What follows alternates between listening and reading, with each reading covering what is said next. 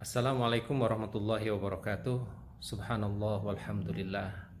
Kita yang dicoba oleh Allah Subhanahu wa taala, qadarullah, terkena Covid, harus bersyukur kepada Allah Subhanahu wa taala bahwa kita diberi kesempatan hidup yang kedua. Saya menamakannya second chance of life. Kenapa demikian? Karena Masya Allah, dari angka 83 atau 84 juta penduduk dunia saat ini terkena Covid, dan tidak kurang dari 2 juta orang meninggal dunia. Demikian juga di tanah air lebih dari 700.000 orang positif corona, dan tidak kurang dari 22 hingga 23.000 meninggal dunia. Karena memang angka statistiknya kurang lebih sekitar 2,4 hingga 2,5% dari yang positif meninggal dunia. Masya Allah, saya termasuk satu yang diselamatkan oleh Allah Subhanahu wa taala, terkena Covid dan selamat. Alhamdulillah negatif, dan sekarang bisa bersama keluarga lagi, bisa beraktivitas kembali lagi. Subhanallah, wala haula wala quwata illa billah. Pada waktu yang sama saya terkena positif corona, ternyata ada 3 sahabat saya, ada 3 mitra saya. Satu diantaranya adalah wakil rektor Institut Tazkiyah, sebelumnya bernama Sekolah Tinggi Ekonomi Islam Tazkiyah. Sahabat saya ini meninggal dunia. Demikian juga ada jamaah saya yang haji bersama-sama meninggal dunia juga. Dan ada seorang sahabat bisnis saya, partner saya, mitra bisnis saya, punya perusahaan bersama-sama, juga dipanggil oleh Allah Subhanahu wa taala.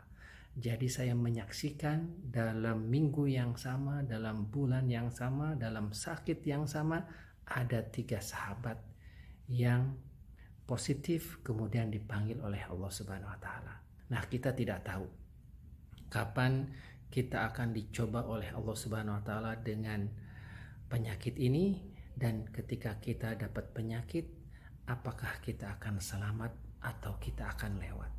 Nah, disinilah mungkin ikhwah fillah, kita harus ridho, kita harus bertawakal, dan kita harus pasrah diri kepada Allah Subhanahu wa taala. Dan ketika kita diberi kesempatan hidup yang kedua, ini adalah satu kesempatan yang luar biasa. Oleh karena itu, saya berjanji kepada diri saya ingin memanfaatkan second chance of life ini, kesempatan hidup yang kedua ini, dengan semaksimal mungkin. Bagaimana caranya? Mungkin di antara kita ada yang harus mengevaluasi bagaimana kita dengan orang tua. Nah, dalam kesempatan hidup kedua ini kita perbaiki. Bagaimana kita dengan anak-anak, dengan kerabat, mungkin pendidikan kita, mungkin silaturahim kita, ini juga harus kita perbaiki. Bagaimana kita dengan kantor kita, jikalau kita profesional, ini juga harus kita perbaiki. Bagaimana kita dengan bisnis kita, ini juga harus kita perbaiki, harus kita pastikan bahwa bisnis kita itu halal, bisnis kita itu tidak dimurkai oleh Allah Subhanahu wa taala, tidak ada kaitannya dengan gharar, tidak ada kaitannya dengan riba, tidak ada kaitannya dengan manipulasi. Demikian juga kita harus bertanya bagaimana kita dengan masjid kita, dengan lingkungan kita, apakah kita sudah memenuhi kewajibannya. Dan bagaimana kita dengan umat, bagaimana kita dengan dakwah, bagaimana kita dengan pendidikan, bagaimana dengan saudara kita di Palestina, saudara kita di Rohingya, dan saudara kita di Bosnia, bagaimana kita sudah mendoakan belum perdamaian di Libya dan di Yaman.